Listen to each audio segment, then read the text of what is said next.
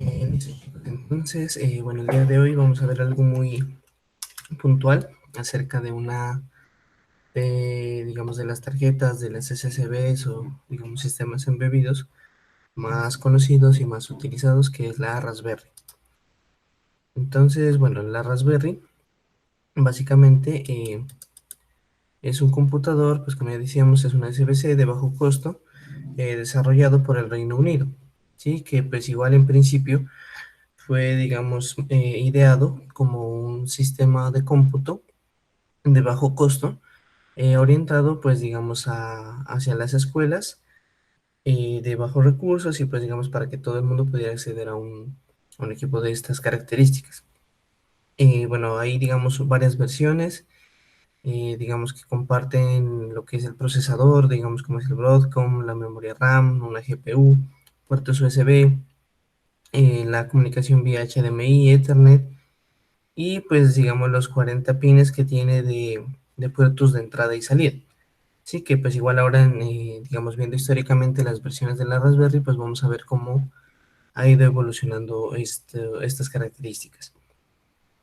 Digamos, en cuanto al sistema operativo, que también pues abarcaremos un poco más de eso más adelante, tenemos que son distribuciones orientadas a arquitectura ARM, que como ya hemos mencionado, es una de las empresas con mayor, digamos, alcance y mayor difusión en este marco de los sistemas embebidos, y pues digamos que pues tiene los procesadores con las características suficientes y optimizado para este tipo de hardware.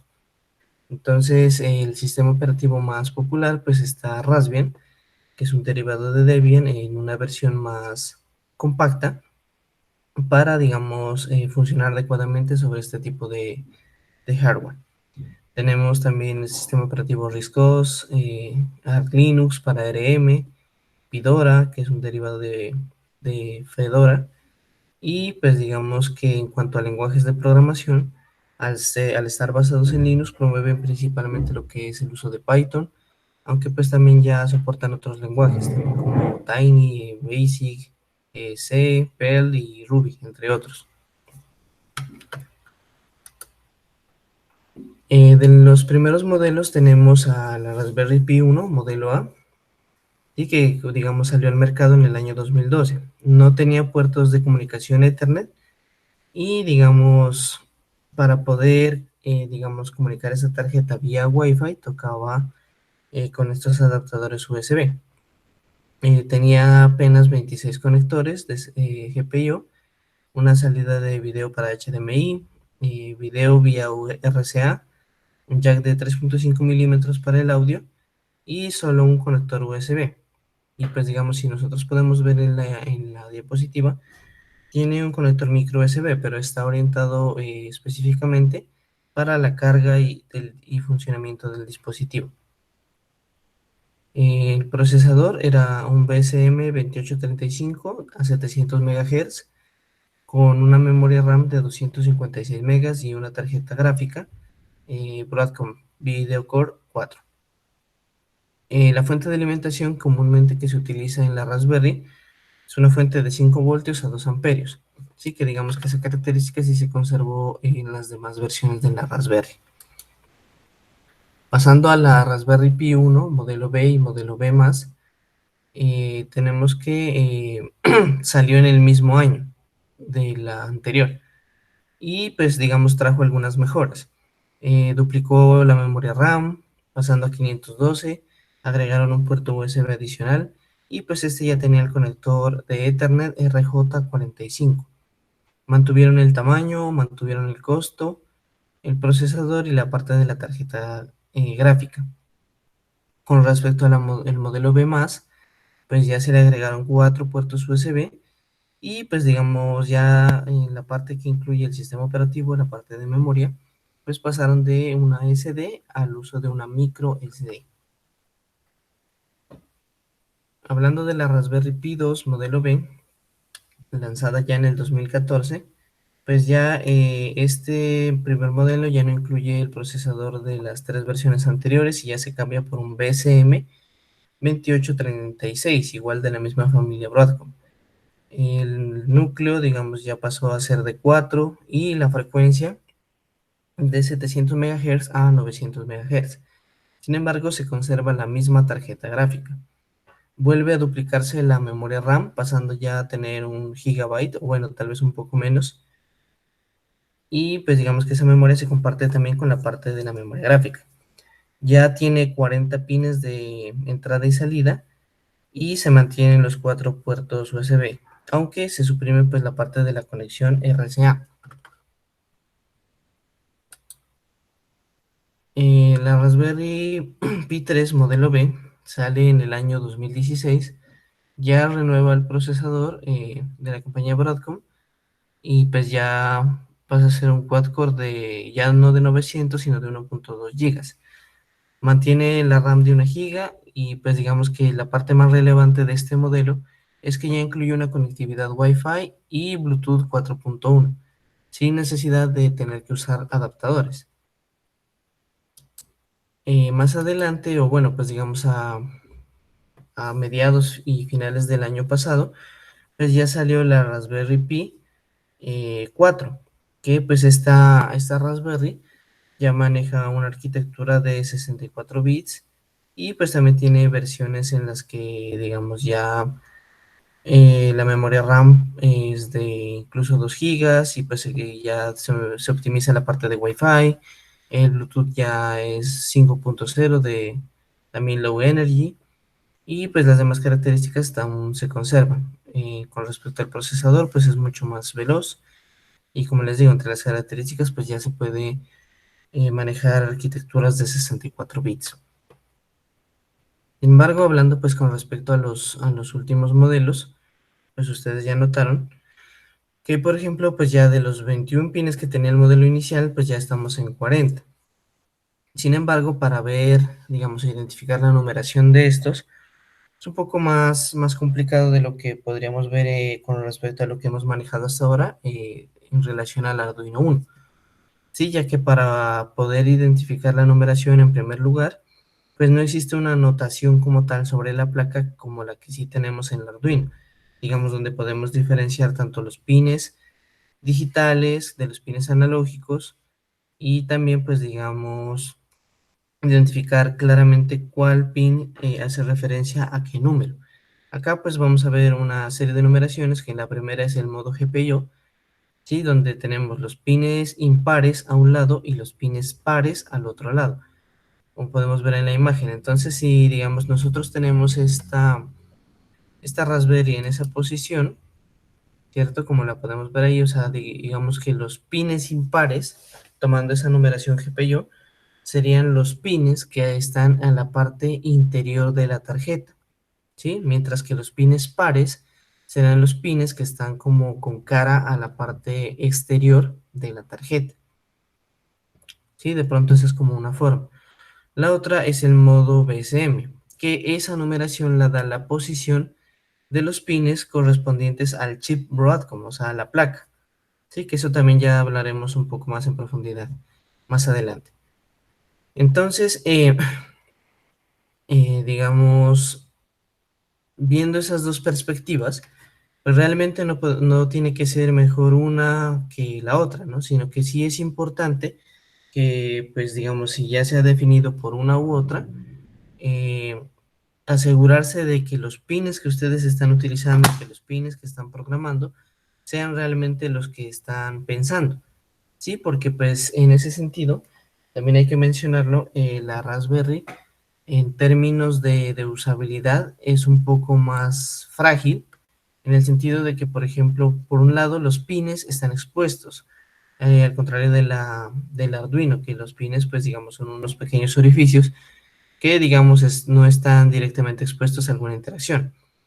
Que, digamos, en este sentido, acá para el caso de la Raspberry, cualquier, digamos, contacto metálico con un elemento, un pin que no sea, y pues de hecho la directa conexión de un pin que no sea al que corresponde, pues puede causar un cortocircuito que va directamente al chip, haciendo que este pues se funda y pues técnicamente que la tarjeta ya no sirva para nada y tenga que comprarse básicamente una nueva. También pues de eso hablaremos más adelante de las precauciones que debemos tener en cuenta para el uso de la Raspberry. Entonces, entrando un poco más en materia acerca de la numeración, sí, entonces, por ejemplo, digamos que este pin que tenemos acá, digamos esta anotación en gris, ¿sí? De la primera columna, nos indica la anotación en modo GPIO, ¿sí? Teniendo que este primer pin que tenemos en la parte de, digamos en el lado izquierdo, me va a hacer referencia al pin 1. Y el que sigue, pues digamos orientándonos hacia abajo a modo de columna, sería el pin 3, el pin 5, el pin 7 y así sucesivamente, haciendo relación a la numeración que habíamos mencionado antes. Digamos que los pines impares van a estar en la parte interna, mientras que los pines pares van a estar en la parte externa. Igualmente, entonces podemos ver sobre la primera fila que al extremo derecho teníamos entonces el pin 2 y si vamos bajando tendremos el pin 4, el pin 6, el pin 8 y todos esos pines, hasta completar los 40 pines. De otro lado, tenemos que si nos vamos a la orientación de pines de BCM, la orientación de los pines del chip, entonces, por ejemplo, si comparamos, digamos, en la segunda fila al extremo izquierdo, si llamáramos nosotros en la segunda fila tendríamos el pin 3 en el modo GPIO, pero si nos vamos en la escala de BCM, ya no sería el pin 3, sino sería el pin 2. Y si quisiéramos el pin 3 en la escala de BCM, entonces tendríamos que pasar a la siguiente escala, ¿sí? Perdón, a la siguiente fila, ¿sí? En el extremo interno.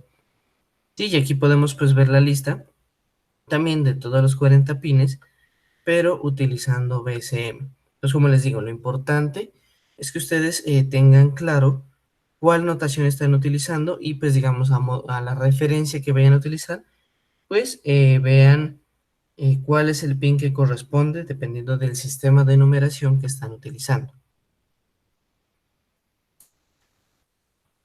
Bueno, entonces con respecto a la alimentación, pues la Raspberry funciona a 3.3 voltios y digamos que cuando se vayan a utilizar los pines de propósito general, los GPIOs, pues que no haya errores en las conexiones, lo que ya hemos dicho, porque pues puede quemarse directamente el chip. Con respecto a la salida, digamos, tenemos que tener en cuenta que el Arduino pues puede proporcionar por cada pin 40 miliamperios, mientras que cada pin en la Raspberry pues puede sacar 3 miliamperios, o sea que son más que suficientes para encender un LED. Entonces, si ustedes recuerdan, cuando nosotros hacíamos la práctica del Arduino para encender el LED, se tenía que colocar una resistencia entre el LED y el pin, ya que si sacamos, pues digamos, esa cantidad de corriente directamente, pues vamos a quemar el LED. Entonces, en el caso de la Raspberry, pues esa parte se puede obviar y se puede conectar el LED directamente.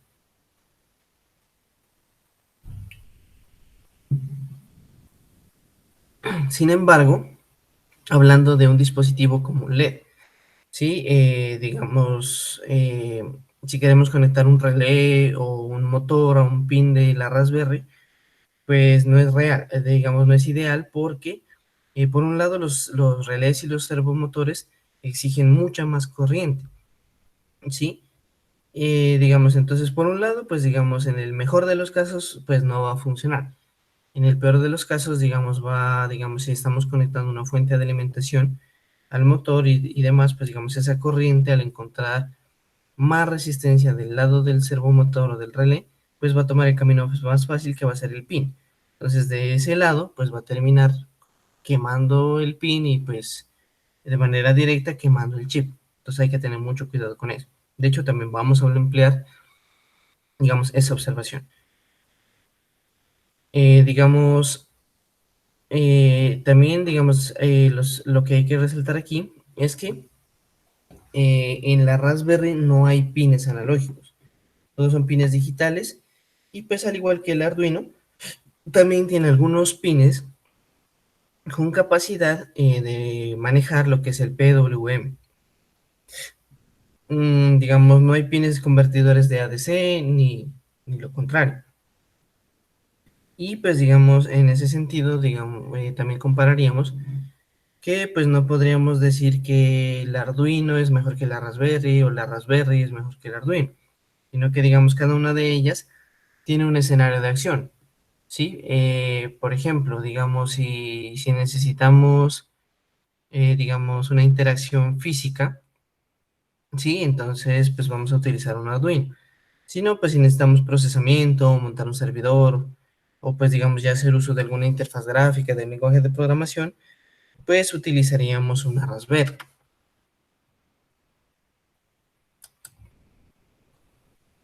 Digamos, en la parte de los GPIOs, como ya vuelvo y digo, o sea, hay que ser muy atento en esa parte por lo que les digo, los riesgos que implica. Sí, entonces en este sentido, pues de pronto ya no se utiliza comúnmente utilizar ese tipo de cableado que es como cuando uno utiliza esos cables de los cables de red, ¿no? De los cables UTP. Que uno pues saca un cable de esos, lo corta y lo pone en la protoboard y lo conecta en el Arduino.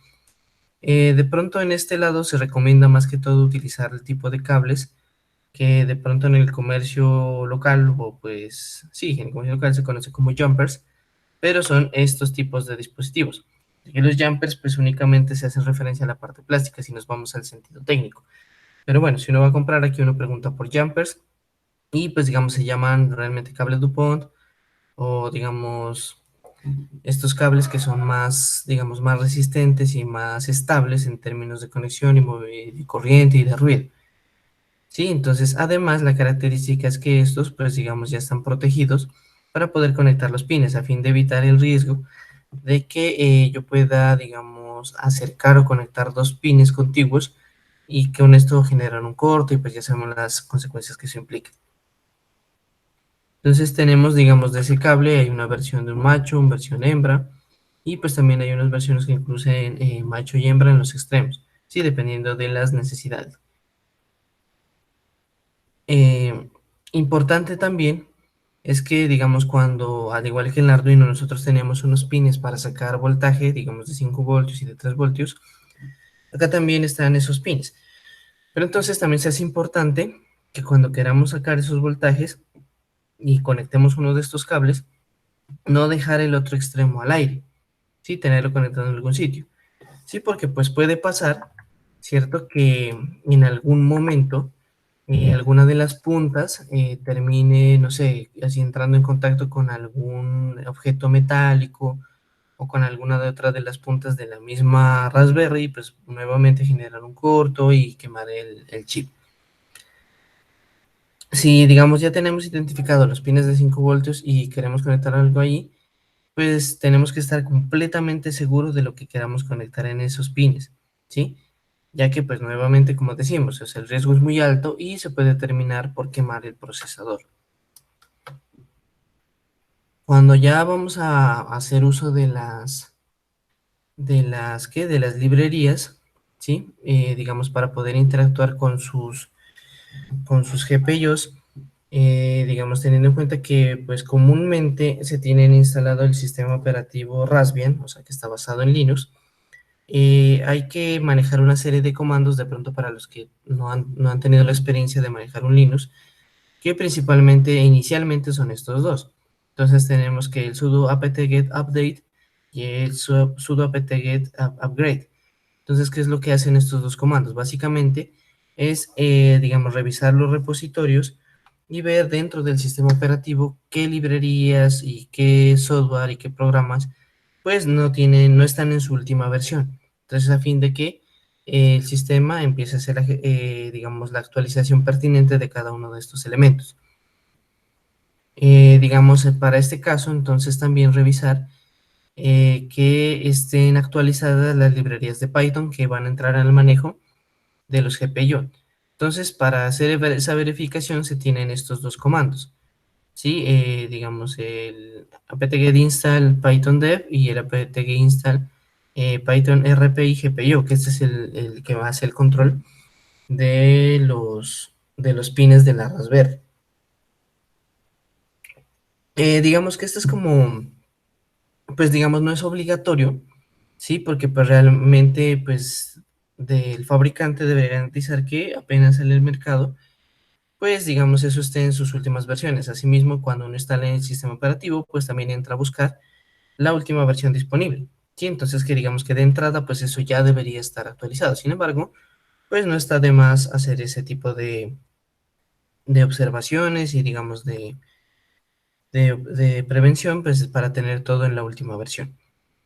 A nivel de código, cuando ya se quiere utilizar las librerías, pues igualmente como ya hemos visto en algunos otros códigos, pues lo mismo, tengo que agregarlas, entonces digamos puede ser numeral include, numeral, o bueno, en este caso, import, y sería rpi.gpio as gpio. Sí, entonces pues lo mismo, ahí ya se crea un objeto llamado gpio, que pues es a través del cual se va a acceder a los distintos elementos de la librería.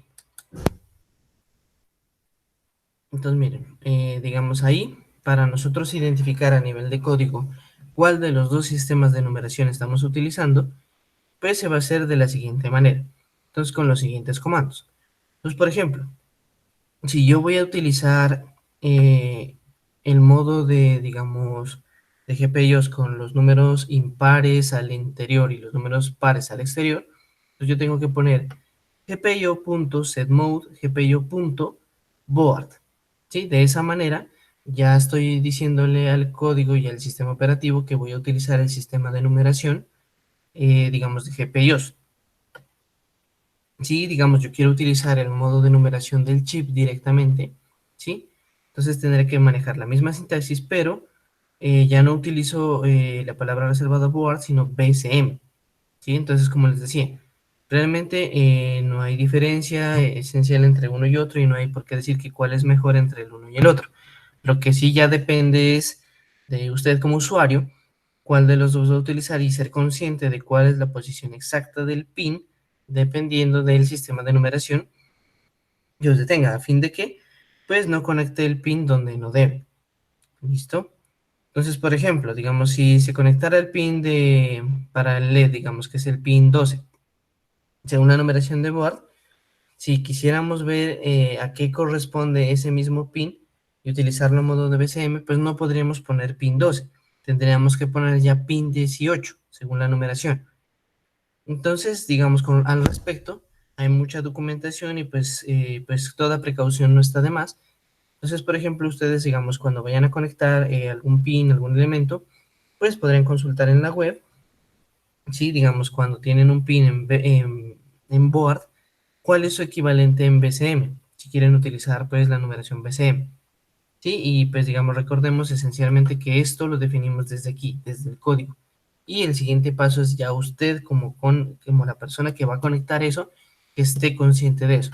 Entonces de pronto esto es como muy cansón, digamos, muy recurrente, pero es que como ya vemos, el riesgo de conectar mal un pin es realmente alto. ¿Sí? Y pues teniendo en cuenta además que una Raspberry en relación a un Arduino pues realmente es mucho más costosa y que de pronto pues por un descuido de pronto no se justifica incurrir en unos gastos tan altos. ¿Hasta ahí alguna pregunta, alguna duda?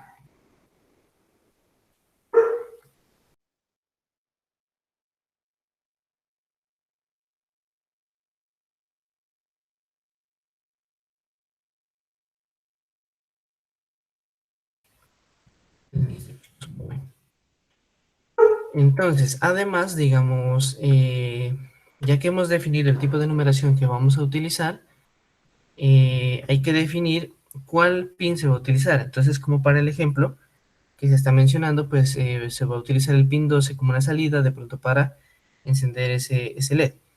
Entonces, igualmente, digamos, como ya hemos visto en el Arduino, uno tiene que indicarle al pin que se comporte, digamos, como una salida y que se ponga, bueno, en alto, ¿sí? Para poder encenderse.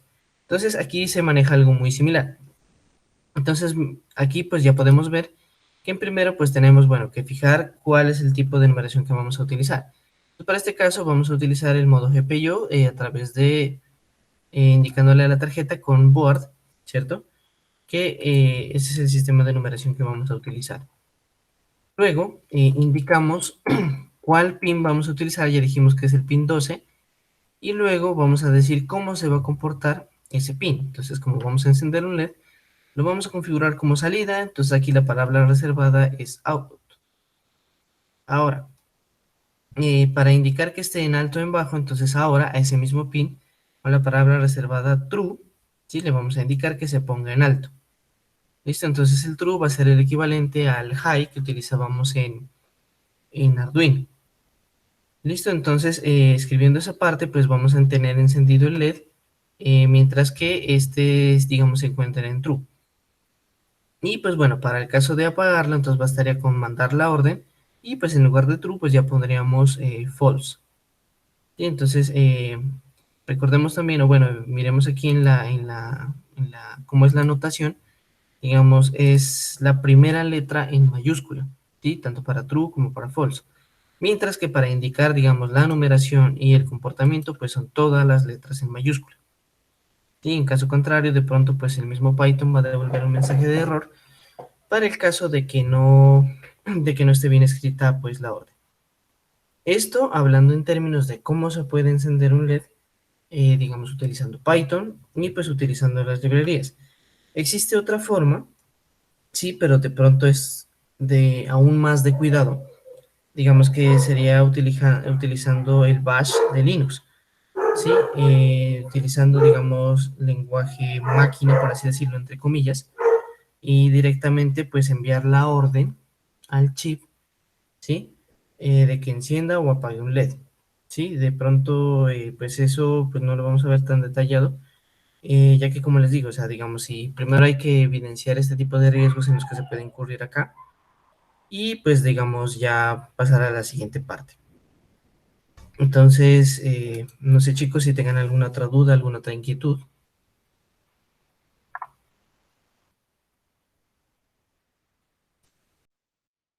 Profe, buenos días. Buenos días. Profe, ahí lo que usted está diciendo de la numeración, eso depende de cómo la va a utilizar uno.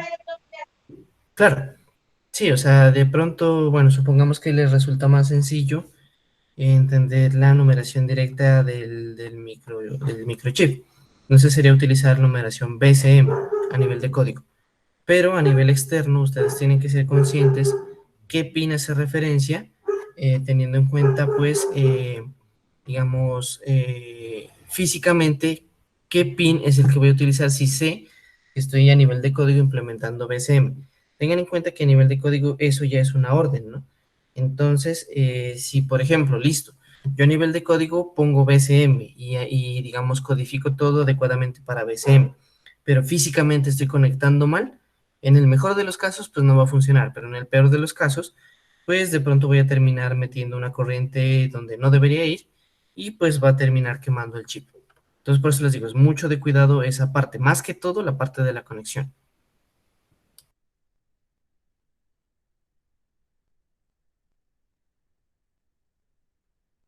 Ah, listo, profe, gracias.